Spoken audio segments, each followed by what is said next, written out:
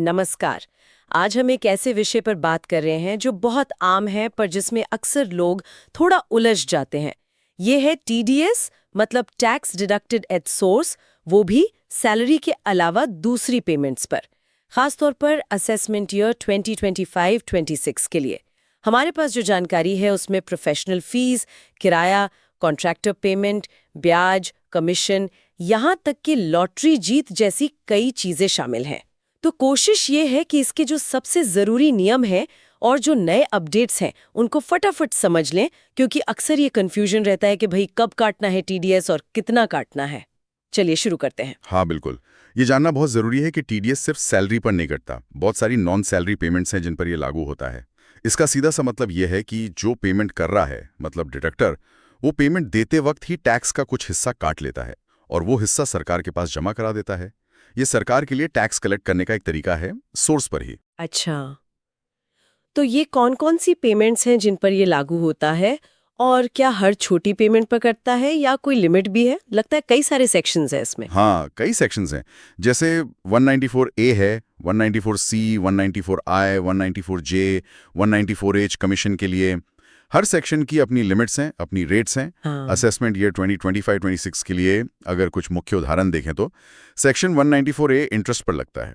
अच्छा। अगर बैंक या किसी और संस्था से साल भर में मिला ब्याज 40,000 रुपये से ज्यादा है तो टीडीएस कटेगा। अच्छा। हाँ। और सीनियर सिटीजन्स के लिए ये लिमिट थोड़ी ज्यादा है? 50,000। अच्छा। फिर आता है सेक्शन 194C, जो कॉन्ट्रैक्टर्स या सब कॉन्ट्रैक्टर्स को पेमेंट करने पर लगता है। अच्छा। इसमें दो शर्तें हैं, या तो कोई सिंगल पेमेंट 30,000 रुपये से ज्यादा हो या फिर पूरे साल की टोटल पेमेंट 1 लाख रुपये से ज्यादा हो। 1 लाख, ओके। इन दोनों में से कोई भी कंडीशन पूरी हुई तो टीडीएस काटना पड़ेगा। अच्छा, ये कॉन्ट्रैक्टर में कौन-कौन शामिल है?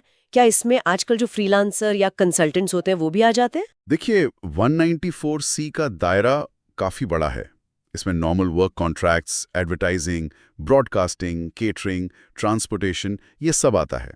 फ्रीलांस प्रोफेशनल्स पर भी ये लग सकता है कुछ मामलों में, पर हाँ, उनके लिए ज्यादातर सेक्शन 194J देखा जाता है।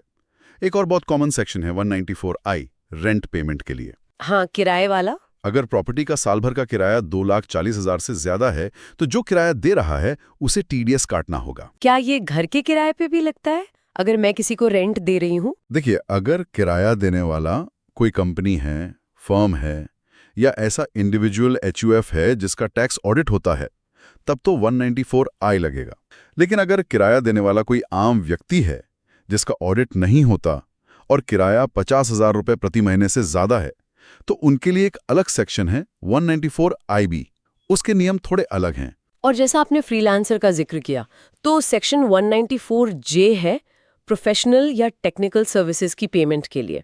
अगर साल भर में किसी प्रोफेशनल जैसे वकील, डॉक्टर, इंजीनियर, आर्किटेक्ट या फिर टेक्निकल सर्विस देने वाले को 30,000 से ज्यादा पेमेंट की जाती है तो टीडीएस कटता है। अच्छा, तो कंसल्टेंट्स, एजेंसियां, ये सब इसमें आ गए? हाँ बिल्कुल। और इसमें technical service, professional service, royalty, इनके लिए रेट्स अलग अलग हो सकती हैं। ठीक है, अब एक बहुत जरूरी चीज, पैन नंबर। सुना है ये बहुत इंपॉर्टेंट है टीडीएस के मामले में। बेहद जरूरी। इनकम टैक्स एक्ट का सेक्शन 206A साफ कहता है कि अगर पेमेंट पाने वाला अपना पैन नंबर नहीं देता है तो टीडीएस नॉर्मल रेट पर नहीं बल्कि 20% के हायर रेट पर काटा जाएगा, या जो लागू रेट है, या 20% जो भी ज्यादा हो। 20%? ये तो बहुत ज्यादा है। मतलब अगर किसी का पैन नहीं है या देना भूल गया तो काफी नुकसान हो सकता है। हाँ बिल्कुल, इससे पेमेंट पाने वाले का कैश फ्लो बिगड़ जाता है। सोचिए, 1 लाख रुपए मिलने थे, 20% कट गया तो हाथ में 80,000 रुपए आए। बाद में वो अपनी रिटर्न फाइल करके इस ज्यादा कटे टीडीएस का रिफंड क्लेम कर सकता है, पर उसमें टाइम लगता है। इसलिए पेमेंट करने वाले और पाने वाले दोनों के लिए सही पैन देना और लेना बहुत जरूरी है। ठीक है, मान लिया टीडीएस सही रेट पर कट गया। अब जो पेमेंट कर रहा है डिडक्टर, उसे आगे क्या करना है? डिडक्टर के पास टैन नंबर होना जरूरी है, tax deduction and collection account number. ये टीडीएस के लिए उनका आइडेंटिफिकेशन नंबर है, समझ लीजिए। जो टीडीएस काटा है उसे अगले महीने की 7 तारीख तक सरकार के खाते में जमा करना होता है। अगले महीने की 7 तारीख तक, ओके। हाँ, सिर्फ मार्च में जो टीडीएस कटता है उसे जमा करने के लिए 30 अप्रैल तक का टाइम मिलता है।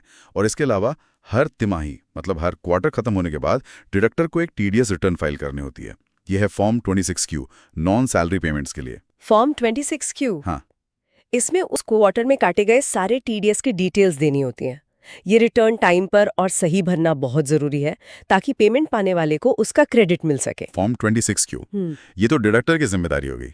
अच्छा, क्या कोई ऐसा तरीका भी है कि पेमेंट पाने वाले को बिना टीडीएस कटे या कम रेट पर पेमेंट मिल जाए? हाँ, है।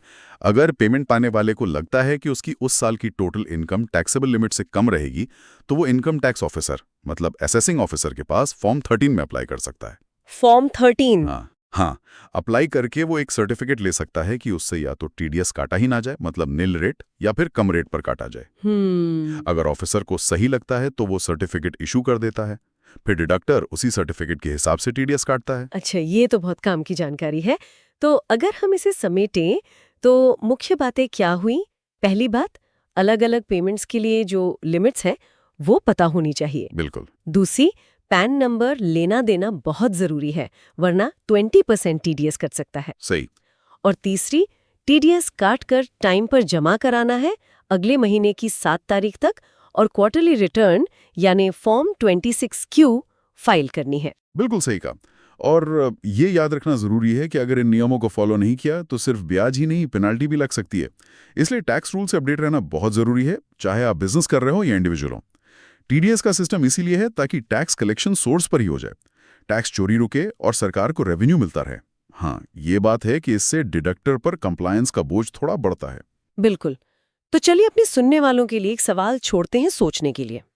क्या आपको लगता है कि ये जो इतनी सारी अलग-अलग लिमिट्स और नियम है टीडीएस के, इन्हें और सिंपल बनाने से लोग इनका पालन ज्यादा आसानी से कर पाएंगे? या फिर अर्थव्यवस्था के अलग-अलग सेक्टर्स और इनकम ग्रुप्स में फेयरनेस रखने के लिए इस तरह की स्पेसिफिक कैटेगरीज और लिमिट्स होना जरूरी है? सोचें।